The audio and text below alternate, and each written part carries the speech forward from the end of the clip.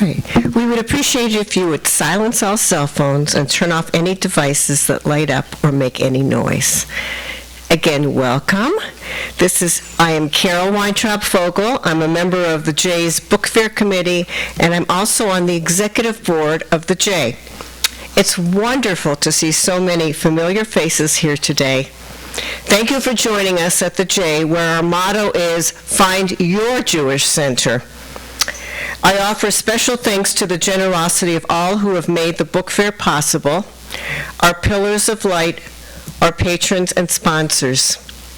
I would also like to take a moment to recognize the entire book fair committee, as well as of our staff, whose dedication and hard work have created another special book fair this year. This is the country's oldest and still one of the best Jewish book fairs in the country. We in Detroit have much to be proud of, and our communities look to us, other communities look to us as leaders. For the program this afternoon is brought to you in part by support of the Bronze Book sponsors, the Interfaith Leadership Council and Eastern Michigan University Center for Jewish Studies. I would add that it's thanks to our donors that the Book Fair at the Jay is still able to present most of our programs free of charge to the community. I invite all of you to consider becoming patron or a sponsor, which will help to sustain the Jay's ability to continue to proudly offer such programs and events free of charge. It is now my honor to introduce our illustrious speakers. And first of all, once a Michigander, always a Michigander. And I see the front row smiling because we have alumni from Michigan here today. And as you will hear, we are so thrilled to have Judge David and Edie here, who have proud, hail to the victors is the way we go here. Go blue. Go blue, thank you. Judge David Tatel, welcome. He served on the United States Court of Appeals for the District of Columbia Circuit from 1994 to 2023. His more than three-decade career as a civil rights lawyer included private and government positions. And we have his wife, Edie, who is also, as I said, a Michigan alum. And we have Vixen, our special dog. The judge and his wife have 4 adult children and are blessed with 8 grandchildren. The Tatels live in Virginia and Washington, D.C. The book is fascinating and it was a joy to read. It was really an inspiration. Today, Judge Tatel is joined in conversation with Ms. Amanda K. Rice. And as I said to her, I just can't call her Amanda because when you hear her credentials, she is amazing. Issues and appeals partner at Jones Day. She has argued before the U.S. Supreme Court, the 1st, 2nd, 5th, 6th, 7th, and 9th Circuits, and the Michigan and Georgia Supreme Courts. Amanda has taught legal writing at the University of Michigan Law School and firearms law at Wayne State Law School. Pretty impressive. Also, Amanda served as a law clerk for Justice Alana Kagan on the Supreme Court, for Judge Tatel on the D.C. Circuit, and for Judge James Brosberg on the D.C. Circuit Court. Please join me in welcoming both of our guests. Thank you very much for that really nice introduction. So I was not given any instructions or edicts for how this interview would go. I was told I could ask whatever I wanted. In the book, Vixen, the special dog, doesn't come till the very end, but because we can do whatever I want. We're going to start with Vixen today. I understand why everyone's here. So if you read the book, you'll know that Vixen really changed the judge's life. He didn't get a guide dog until late in his life. And I thought maybe one way to sort of illuminate that for people, Judge, would be to just tell them about how you used to get to work before you had Vixen, and then how you used to get to work once you got Vixen. Pass you the microphone. So it's also a real pleasure for me to be here today, and especially to have this conversation with Amanda. One of the wonderful things about being a federal judge is having law clerks, and Amanda and I had a totally wonderful year together, and during that year, the judge asks the clerk all the questions, and now the tables are turned. And she started out with an easy one.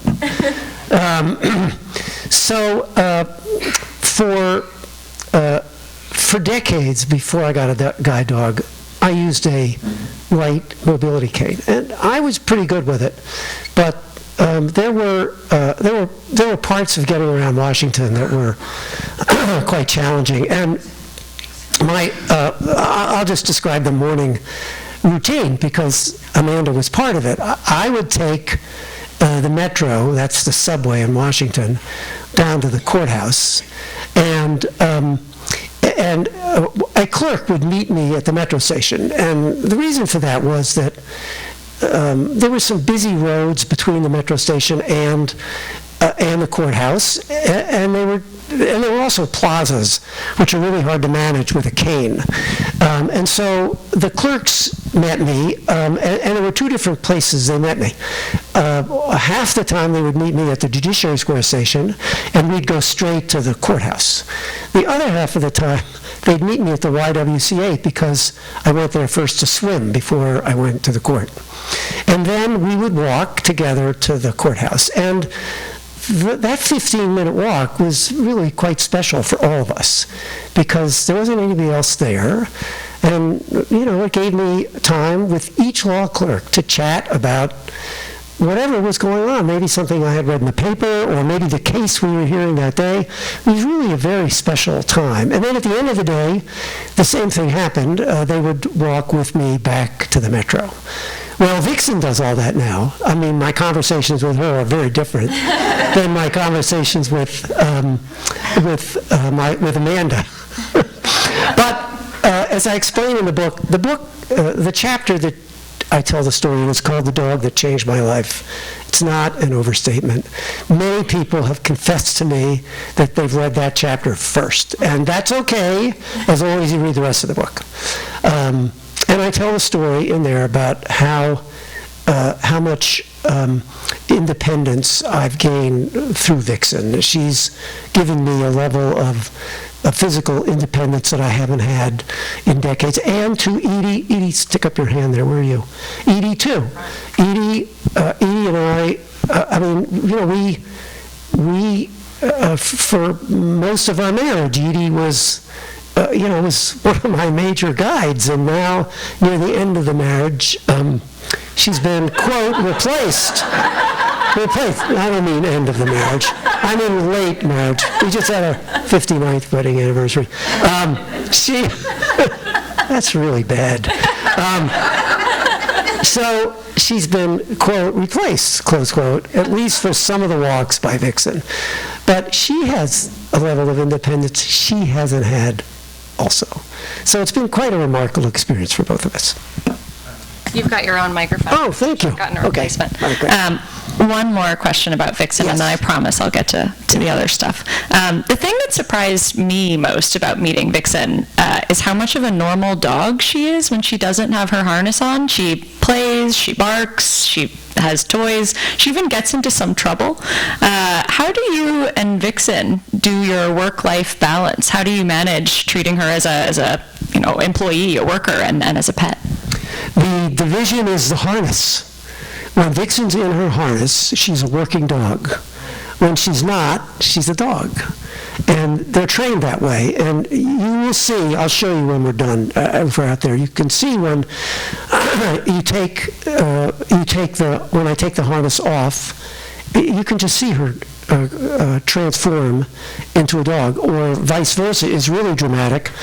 When I'm putting her in the harness, her whole posture changes because she's getting ready to work. And once the harness is on, she's a working dog. And that's why it's very important that when you see a person with a guide dog, you not talk to the dog or touch the dog, because it's critical that the communications be only between the person and the dog. You do not want to confuse the dog by having different signals.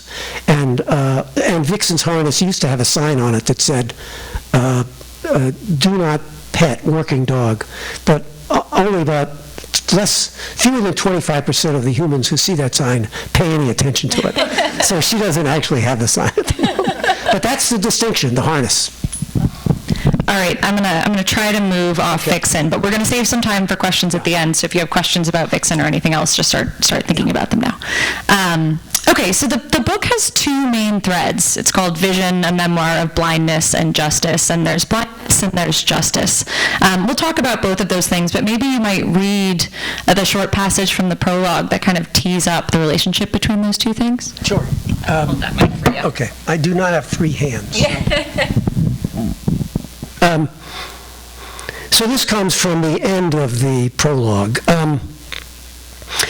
The two threads of this memoir have inverse trajectories. When I was coming of age, I was inspired by the role that lawyers and courts were playing in enforcing the guarantees of our great Constitution. But I was unwilling and unable to deal with my declining vision. Now, a half-century later, I've made peace with my blindness, but I'm concerned about the Supreme Court's apparent disregard for the principles of judicial restraint that distinguish the unelected judiciary from the two elected branches of government, and about what that might mean for our planet and our democracy. Braided together, those two threads are my story. Thank you, Judge. Maybe you can tell us, because I bet folks are wondering about the computer that you have on your lap and your earbud that you just put in your ear. What's that machine? How does it work? What are you hearing in your ear? Yeah. So this is a Braille computer. It's the same computer you have, except that the input is through these Braille keys. When I was in junior high school, girls learned how to type. Boys took shop, and I never learned to type. But I did learn Braille, at least typing Braille. In my mid-30s, when my sight began to decline dramatically, I did try to learn Braille. I'm not very good at it, but fortunately I learned to type it. So input is through these Braille keys, and I hear what's typed. I also take notes when I would sit down on the bench to hear a case. I had extensive notes in here that, thanks to my extraordinarily gifted law clerks, were pretty well organized and thorough. And so this is what I use. I might just say, Amanda, that use that as an opportunity to say that there's probably nothing that's been more important to me as someone who's blind than technology. I'll just give you one example. When I went on the court in 1994, I had, in addition to my 4 law clerks, a full-time reader. And that reader read everything to me.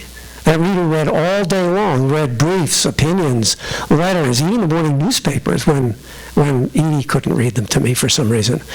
In my last year on the court, this is after the world, and the court went digital, my reader read maybe 1% of stuff to me.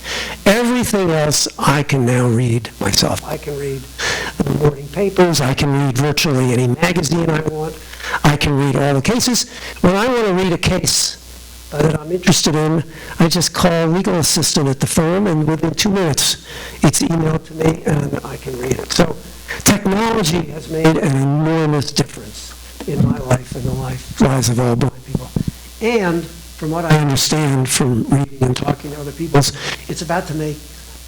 Is this still working? We can switch, maybe. There's a second one here, Judge. Okay. It's about to make another dramatic step forward with AI. It's going to be extraordinary. I'm sure that's right.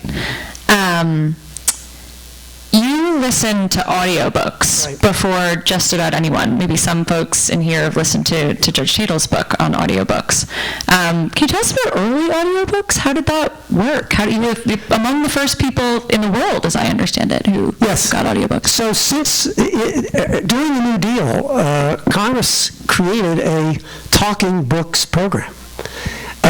With recorded books. They were called talking books. And it was designed not just to provide reading for blind people, but they were jobs for actors. And it developed into maybe the largest audiobook program there is. Today, there's hundreds of thousands of audiobooks at the Library of Congress that are free to people who are blind. I started using them in, Edie, when did we start? We